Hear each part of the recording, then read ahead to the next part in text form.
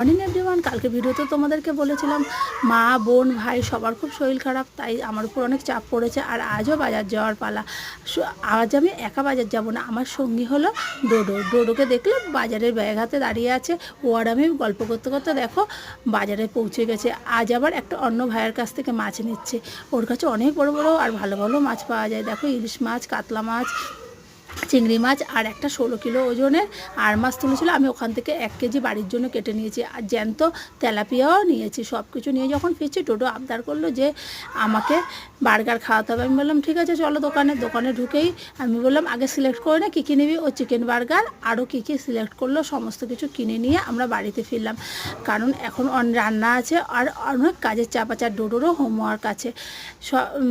এই ভিডিওটা এই পর্যন্ত। আর এরকম সুন্দর সুন্দর ভিডিও পেতে তোমরা প্লিজ আমার চ্যানেলটিকে সাবস্ক্রাইব করো। টাটা, বাই বাই, ততক্ষণ ভালো থেকো।